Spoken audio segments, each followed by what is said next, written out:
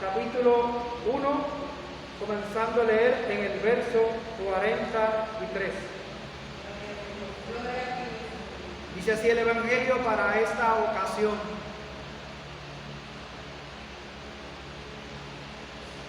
Al día siguiente, decidió partir a Galilea. Encuentra a Felipe y le dice: sígueme. Y Felipe era de Betsaida, de la ciudad de Andrés y Pedro. Y Felipe encuentra a Natanael y le dice: hemos encontrado al que describe Moisés en la ley y los profetas, Jesús, hijo de José de Nazaret. Responde Natanael: ¿acaso puede salir algo bueno de Nazaret?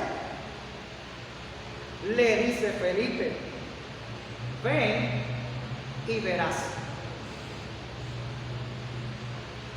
Viendo Jesús acercarse a Natanael, le dice: aquí tiene un israelita de verdad, sin falsedad. Le pregunta Natanael: ¿de dónde me conoces? Jesús le contestó: antes de que te llamara Felipe, te vi bajo la higuera. Respondió Natanael: Maestro, tú eres el Hijo de Dios, el Rey de Israel. Jesús le contestó: ¿crees que porque dijiste que te vi bajo la higuera? Porque te vi bajo la higuera, cosas más grandes que estas verás. Y añadió: les aseguro que verán el cielo abierto y los ángeles de Dios subiendo y bajando sobre el Hijo del Hombre. Hasta aquí el Evangelio para esta ocasión.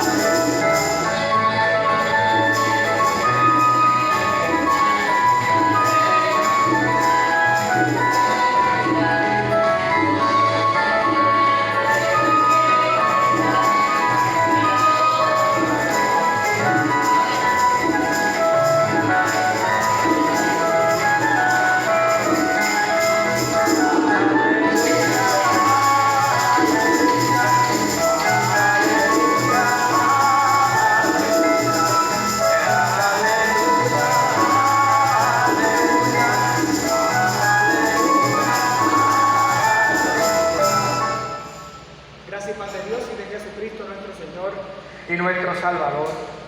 Amén.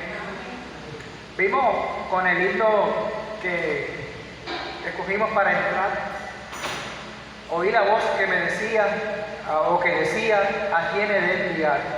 Está relacionada con los profetas en el Antiguo Testamento, y leímos la lectura de primera para el día en Samuel, que es llamado 3 veces por Dios.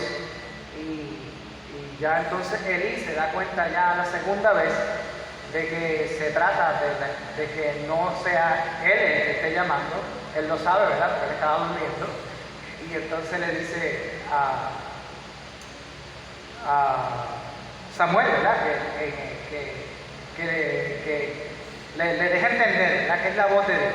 Y entonces él al decir: tu siervo escucha, pues ahí empieza el llamado, a recibir el llamado por parte de Dios. Y luego él resulta ser el enviado, el ungido también para con el pueblo de Dios. Todos nosotros también hemos sido ungidos, llamados, como decíamos la semana pasada, en nuestro bautismo. Así como el Señor, así como Dios en el bautismo de Jesús le dijo: tú eres mi Hijo amado, así también nosotros somos hijos amados por Dios, redimidos por Dios, perdonados por Dios. Y a Dios también se dirige a nosotros su palabra.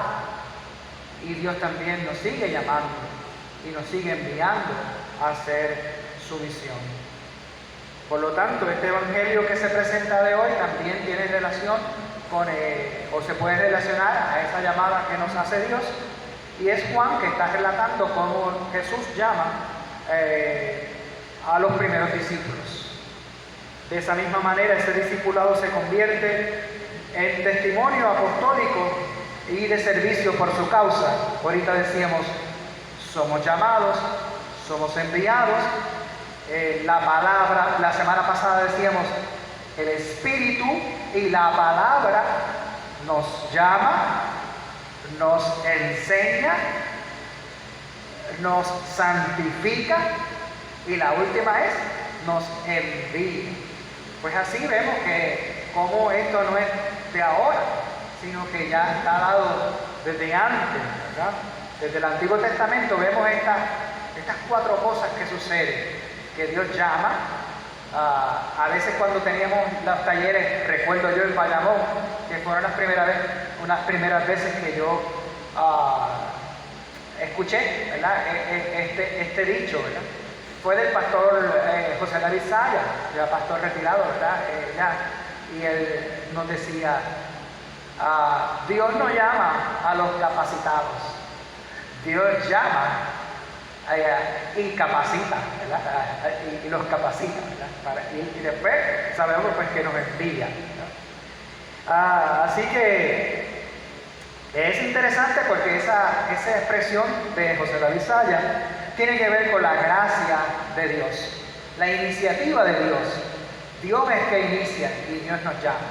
Y también nos convierte a nosotros, en ese envío también nos convierte a nosotros en personas que en el nombre de Dios llaman a nuestros prójimos. Nosotros nos convertimos también, o llevamos también esa palabra de Dios, del Dios que nos quiere llamar a todos en esta casa. Y lo vamos a ver en el Evangelio, que acabamos, o lo vimos en el Evangelio que acabamos de leer.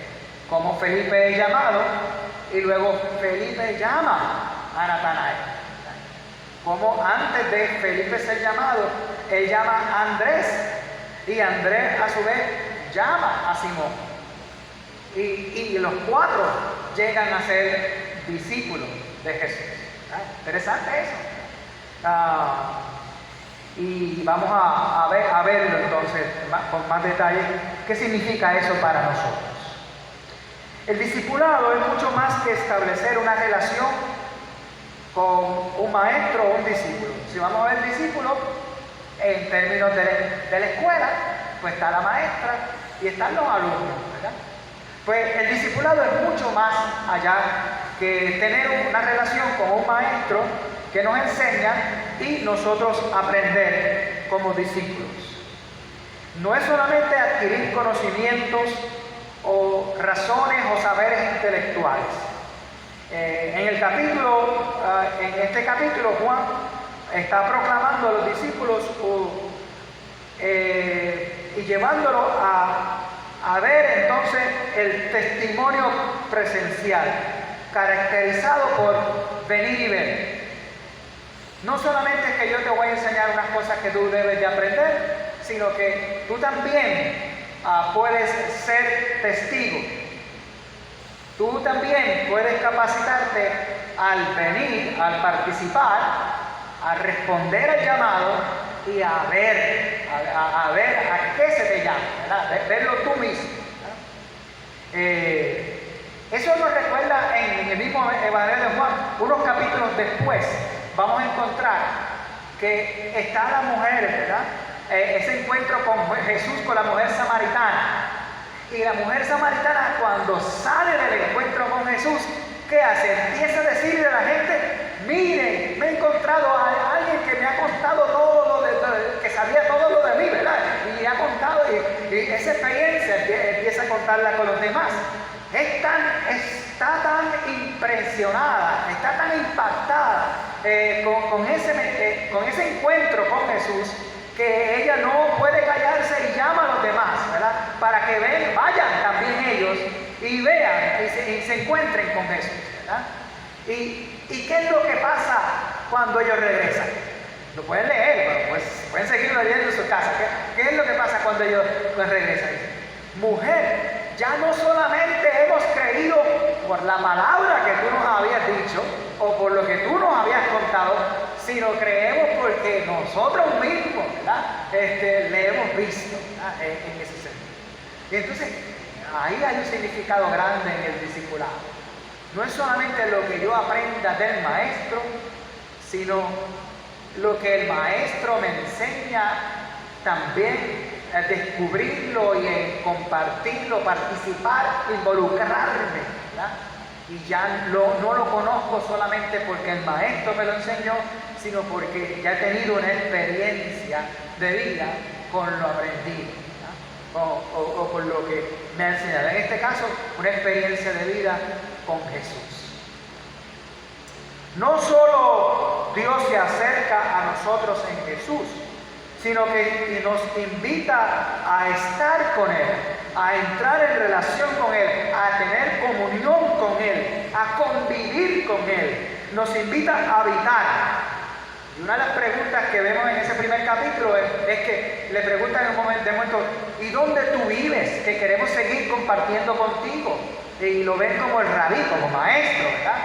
Y Jesús le dice, pues vengan y vean. Y entonces ellos van y moran con Jesús. Y entonces en la experiencia, esa metáfora se hace una realidad cuando nosotros entonces tenemos esa relación de convivencia, de compartir con Jesús. Mediante la palabra, los sacramentos, el Jesús que compartimos entre unos y otros, el Espíritu de Dios que nos mueve también a la palabra y al Cristo, ¿verdad? Y nos hace vivir esa experiencia de Dios con nosotros. Mediante esa gracia salvadora y el amor redentor sobre todas las cosas. Pero hay una más. En un tercer lugar, no menos importante, para Juan, en Juan, el discipulado se caracteriza por esa invitación al seguimiento. Ahorita hablamos de envío, que Juan lo pone usando la palabra seguimiento. Con la palabra sígueme, Jesús nos invita a ese cambio de vida que Él provoca y que Él ha venido a establecer entre nosotros. No solo nos invita a seguir para que vayamos, para que veamos y habitemos en su casa. Además nos invita en su nombre para que le sigamos, y esto implica que en la fe y en el creer vayamos, invitemos a otros y le sirvamos a otros en ministerio de reconciliación. Reconciliación con Dios y reconciliación entre unos y otros, y reconciliación con los propósitos de Dios para todos nosotros y su creación. Seguir o sígueme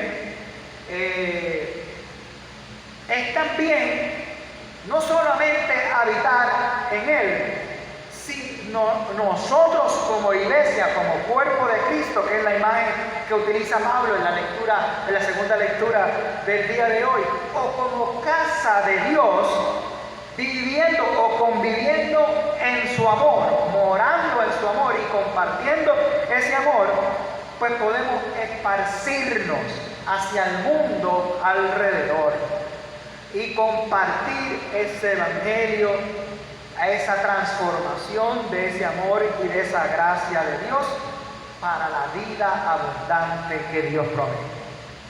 Juan nos habla mucho del amor, aunque todos los evangelios lo hacen, y nos habla, no utiliza mucho la palabra salvación, sino habla de vida abundante y vida eterna, que significa entonces lo mismo: salvación, redención. O en esa salvación o en esa redención de Dios participamos de su vida abundante. La fe hemos dicho en otras ocasiones, es confianza. El creer está relacionado a la fe y a veces se usan indistintamente, o se usa uno como queriendo decir el otro como... Y es que, pero el creer se ve como convencimiento, como certeza, como... Está la confianza, pero está como me convenzo también, tengo certeza. Y se constituye en nosotros por causa de esa iniciativa de la gracia salvadora de Dios en Jesucristo. Es en ese crecimiento en la gracia salvadora de Jesucristo que crecemos en el amor redentor de Dios y en la comunión del Espíritu, en la palabra, en los evangelios y los medios de gracia. Y ahí entonces nosotros, participando de eso, nos damos cuenta de que realmente Dios está con nosotros. Es lo que decimos en la Santa Comunión. Dice, Él está presente con y bajo el pan y el vino, como su cuerpo y como su sangre. Su real presencia está en la mesa. Y Él quiere que participemos. Él quiere que seamos uno con Él. Él quiere alimentarnos. Así decimos de la Santa Cena. Y sabemos que ese alimento es el alimento espiritual. No solamente de esa presencia, sino de cómo entonces en esa comunión con Él podemos reflejar la luz de Cristo, la palabra de Cristo en nuestra vida, en nuestras acciones y en nuestro envío y en la evangelización, el alcance misionero también, el servicio a los demás. Para Juan el discipulado, como decíamos al principio, no es adquisición de un conocimiento, ni esfuerzo por alcanzar o el decidir tratar de buscar una elevada espiritualidad o práctica piadosa. Desde la perspectiva de la justicia, de la gracia, se nos imputa esa fe que nos salva por lo que Dios hace en Cristo Jesús, que es nuestro Señor y Salvador, al dar su vida en la cruz y resucitar al tercer día. Allí está la manifestación, epifanía, de ese amor de Dios. Ahí está más centrada y más revelada, en esa cruz y en esa resurrección. Es así como el ser humano tiene el potencial, nosotros tenemos el potencial y podemos hacer ejercicio de la razón y del conocimiento, y podemos usar la ciencia y profundizar en la ciencia, y podemos con ello decidir lo que queramos hacer, menos o exceptuando el decidir por la salvación. Decidimos por la salvación por la iniciativa del Dios que nos amó primero. Hablábamos con Ramón, ¿verdad? Hace como una semana de ese tema. Estábamos en el parque y nos quedamos como una hora ahí hablando de los dos. Gracias, Ramón, por esa experiencia, ¿verdad? Y de eso hablábamos también. De que en cuanto a la salvación, es Dios quien ha tomado la iniciativa de salvarnos en su Hijo Jesucristo. Y en esa justicia de su gracia, en ese que dio su vida por ti y por mí en la cruz y en la resurrección, es que nosotros llegamos a esa fe que entonces crece buscando razonarse, buscando comprenderse, buscando entenderse. Y entonces todo lo que nos rodea alrededor, incluso la ciencia, ya es algo que parte a raíz de esa fe, de esa gracia y ese amor de Dios en Cristo Jesús. Si cada cual puede decidir, si cada cual pudiera decidir solamente por la razón, por la ciencia, salvarse, entonces la pregunta para nosotros es: ¿Qué sentido tendría entonces que Jesús entregara su vida en amor por nosotros y por nuestros pecados y por nuestra salvación, si cada cual se podría salvar por sí mismo? Lo ven, ¿verdad? Nuestra salvación es iniciativa de Dios en Cristo Jesús. Él ha decidido venir a nosotros y salvarnos.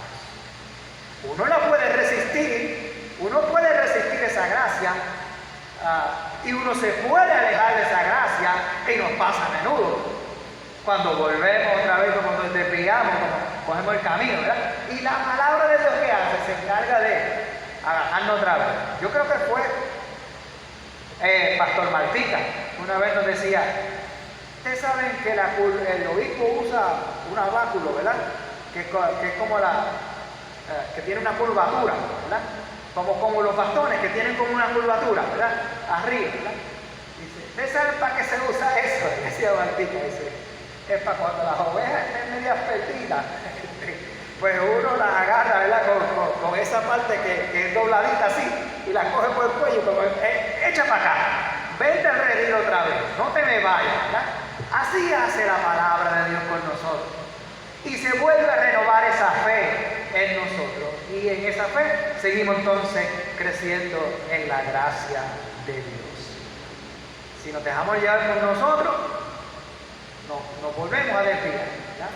Pero entonces Dios es tan bondadoso que siempre proclama palabra. Y a veces no es tan fácil como decía Martica, lo cogemos a veces nos puede pasar como le pasó a Samuel, aunque en este caso es un llamamiento, ¿verdad?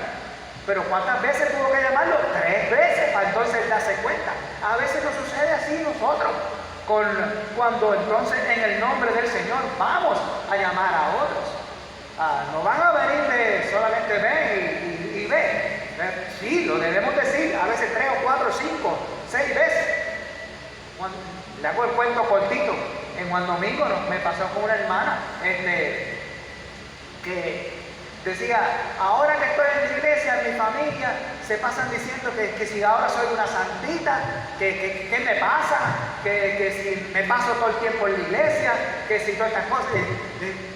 Ponlo con calma, ponlo en oración, sigue compartiendo con tu familia, atiende a tu familia bien, dale amor, dale cariño, dale paz,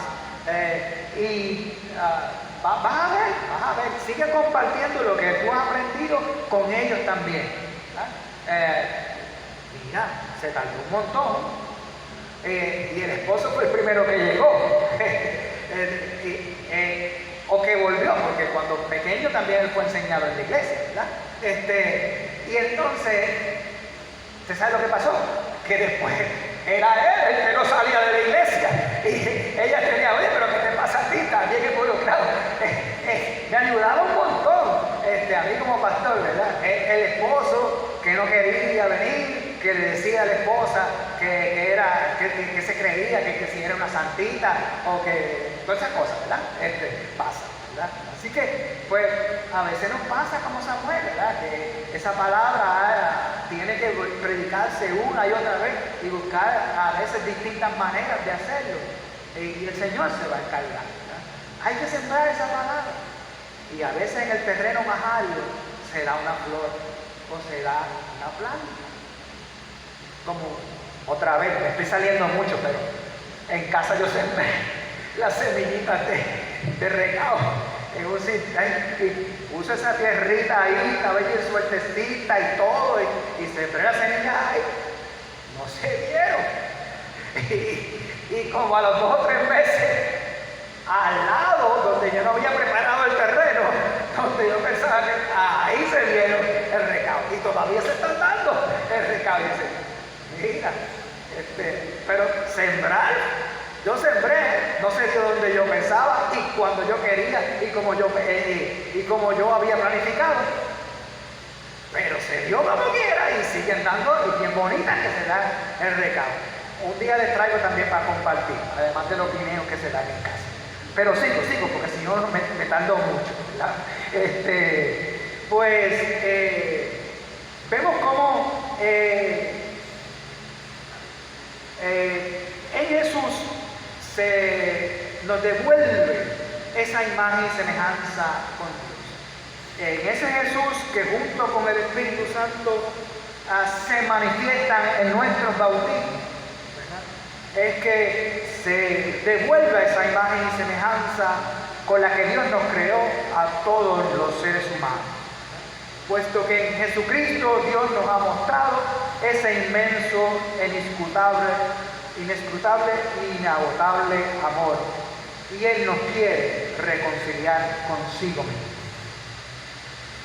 Eso también está en Juan, en el capítulo 3. Dios estaba en Cristo reconciliando al mundo consigo mismo. En las cartas de Pablo también. Juan ya había anunciado que vendría uno más grande que él y que bautizaría con el Espíritu Santo. Y ahora les proclama que Jesús es el Hijo de Dios y es el Cordero de Dios. Andrés y Juan, según los estudiosos de la Biblia, porque no dice directamente que Juan, los estudiosos dicen de la Biblia que como Juan es el que escribe, pues él no pone su nombre, pero está Andrés y está Juan. Simplemente ven a Jesús pasar por allí y escuchando a Jesús hablar, ya eso fue suficiente para seguir. Andrés y Juan todavía no entendían o no comprenderían por completo lo que significaba Hijo de Dios. Y tampoco quizás podrían entender o comprender con toda ciencia, ¿verdad? ¿Qué es aquello de que este Jesús pueda ser el Cordero Pascual? En el sentido de que a lo mejor no comprendían ni entendían cómo Jesús se convertiría en una víctima inocente que fuera a ser llevada al sacrificio para expiar los pecados del pueblo, que eso era lo que pasaba por el Cordero en Éxodo, ¿verdad? Vemos eso, ¿verdad? Y en el Antiguo Testamento. Ahora bien, por la manifestación de esa gracia de Dios en Cristo, escuchando su palabra, vinieron y se acercaron al que les hablaba, o al que hablaba, o al que proclamaba. Confiaron en Él, creyeron lo suficiente para aceptar la invitación de Jesús cuando Él les dice: ¿usted quiere saber dónde yo moro? Vengan y vean, ¿verdad? Y se fueron y habitaron con Él, se quedaron con Él, donde Él estaba morando. Solamente había pasado un día cuando Andrés entonces se encuentra con Simón y le dice y le habla de venir también a escuchar y a seguir a Jesús. Andrés le dice que hemos encontrado el Mesías, ¿verdad? Otra vez, Andrés ni Simón podrían tener la idea de lo que significaba el Mesías completa, a lo mejor no la entendían completa. Sí podrían, desde la tradición judía, saber que el Mesías es un elegido de Dios, un escogido de Dios. Perdón, como lo fueron los sacerdotes, los maestros, los profetas, ¿verdad? Es decir, quizás no comprendían aún el significado de esa comprensión profunda de lo que significaba el Mesías como el ungido y elegido, que era Dios mismo revelado y encarnado en su propio Hijo, para libertar, para redimir no solo al pueblo, sino al mundo entero. Ni Andrés, ni Simón, ni Felipe, ni Natanael entendían ni comprendían el evento mesiánico de la redención todavía. No había sucedido por completo. Es en la cruz y en la resurrección que sucede. Pero ya tienen esa fe suficiente para seguirle y para aceptar la invitación. Se ven movidos a ir a otros e invitarlos también. ¿Podríamos hacer eso nosotros también? ¿O no es esa también nuestra función desde el bautismo, desde nuestra vocación cristiana, desde el saber que el Espíritu de Dios está con nosotros y de que la palabra de Dios nos sigue llamando diariamente? Una pregunta que nos podemos hacer. Eso será parte del seguimiento, que nosotros también vayamos con esa fe, ¿verdad? Y esa confianza a compartir a Cristo con los demás. Fíjate, algo interesante, que ellos, los que llaman, como Andrés llamó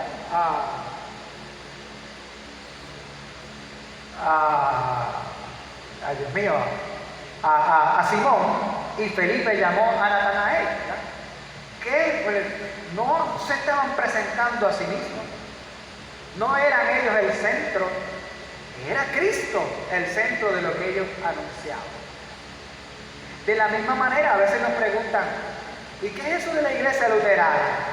¿Y cuál es la doctrina que ustedes enseñan? Mira, a veces uno, lo mejor que uno puede decir, ven y comparte con nosotros, ven y comparte la palabra que se predica o que se lee, ven y comparte la Santa Comunión con nosotros en la fe de esa presencia de Dios en medio nuestro que nos llena de su amor. Porque a veces nosotros nos vamos, pues nosotros creemos en esto y pensamos así de esto, ven y compartamos a Cristo, ¿verdad? En ese sentido, ¿verdad? Compartamos a Cristo, compartamos su amor, seamos hermanos, reconciliémonos unos a otros, ¿verdad? Amémonos unos a otros. Esa es parte de la experiencia de la salvación, la vida abundante, cuando podemos reconciliarnos unos con otros en Cristo Jesús. Así que no se trata del tamaño de nuestra fe o de la fe que tenemos, ¿verdad? Sino que la fe y el creer se inician por esa gracia y es suficiente para empezar a seguirle y emprender el camino que nos une a la persona de Cristo, y también unirnos o llamar a otros a unirse o a unirnos todos con Cristo, ¿verdad? El seguimiento de esa misión, reconciliarnos unos con otros en esa esperanza de la vida abundante que Él nos ofrece. Así que no necesitamos una super fe. A veces se nos dice, mira, vamos a hacer esta obra de evangelización, o vamos a ir a visitar a tal sitio, o vamos a servirle al hermano. Es que yo no sé, no se pregunte tanto, no tenga miedo, solamente tenga fe, te crea, póngase en las manos de Dios, póngase en las manos de Cristo, póngase en la mano del Espíritu Santo y comparte el amor a donde quiera que vaya. A veces le preguntaron, me pasaba en una congregación, pero es que yo no sé orar, yo no sé decir esas palabras. Mira, si no sabes orar y te toca orar o alguien te dice que ore, por favor, di el Padre Nuestro, di el Padre Nuestro. Eso es orar, ¿verdad? También, eso es orar. Y si eso es lo que puedes hacer, hazlo, ¿verdad? Hazlo. Y si te es mucho, di que Dios nos bendiga, o que Dios nos dirija, 3 palabras, 2 palabras, lo que te salga de ese corazón que Dios en donde Dios ha puesto la fe para amarnos y compartir ese amor los unos con los otros. Miren, Lucas, ahí lo dice, ¿verdad? Si tuvieses fe como un granito de mostaza, que casi no se ve, ¿verdad? Le puede decir a ese sicómoro que se desarraigue, que se arranque y se plante en el mar, y él te obedecerá. Porque no es mi poder, ni tu poder, sino es el poder de Dios. Es la manifestación de Dios en nuestras vidas, ¿verdad? No soy yo quien gana a la gente para Cristo. Cristo mismo es el que las gana, y en ese sentido. Porque a veces somos así. Yo me gané a tantas personas para Cristo. Hay un hermano de la iglesia de Caguas que tocaba guitarra, bendito, ya estaba mayorcito. Y a veces, pues, en esta pandemia no ha podido regresar a la iglesia. Pero él tiene una canción que él se la dedica al pastor Coto, que fue su pastor cuando él era jovencito, claro. Pero él dice, el pastor Coto me llevó a Cristo en la canción. Él da gracias por el pastor Coto, pero es Cristo el centro de su ¿verdad? El pastor Coto fue un agente de Dios. Y él da gracias a Dios por él, por el pastor Coto, ¿verdad? Que fue el agente de Dios que le predicó su palabra. Y le enseñó, en la canción que él canta, dice, me enseñó tu amor, me enseñó tu amor. Nosotros también no tenemos que ser pastores para también enseñarle el amor de Dios y compartir el amor de Dios y ser los enviados de Dios, los escogidos, el cuerpo de Cristo que llama en fe, en el creer a los demás, creer en Cristo. No hay que esforzarnos para alcanzar un conocimiento elevado, no todos tenemos que ir al seminario. No se trata de que acudamos a la mejor escuela teológica o filosófica o de divinidad. Dios viene a ser morada en la tierra por medio de su Hijo Jesucristo. Viene a ser casa y habitación en ti, en mí y entre nosotros como iglesia, con nosotros. Así Dios se identifica solidariamente, nos acompaña y vemos en Jesús cómo padece juntamente con nosotros, nos lleva en ocasiones sobre sus hombros, carga con nuestras limitaciones o nos ayuda o nos fortalece en nuestras limitaciones, nos da luz en medio de nuestras oscuridades, dudas, miedos, desaciertos, penurias. Nos devuelve así a la esperanza, nos saca de las frustraciones y nos devuelve a la salud integral de la vida abundante que nos ofrece. La resurrección confirma la victoria de la cruz. Jesús se tuvo que enfrentar a sistemas, estructuras, instituciones, gobernantes, personas que dejándose dominar por el pecado y los males de la corrupción, la negligencia, el abuso, los maltratos, la prepotencia, las dictaduras, las arrogancias, las inmisericordias, la manipulación, la violencia, el odio y hasta la muerte. Pero Él no dejó de entregar su vida para que nosotros tengamos vida y vida en abundancia. Jesús le dice a sus discípulos, nadie tiene mayor amor que uno dé su vida por sus amigos. En nombre de Jesús y en ese resucitado que tuvo la victoria y que ya demostró esa victoria sobre el pecado, sobre el mal, sobre la muerte, sobre el maligno, así también nosotros podemos vivir nuestra vida entregándonos en ese amor de Dios para con nuestro prójimo y compartir esa esperanza y esa promesa de vida abundante. Que así sea y que su paz, que sobrepuja todo entendimiento, guarde vuestras mentes y corazones en Cristo Jesús. Amén.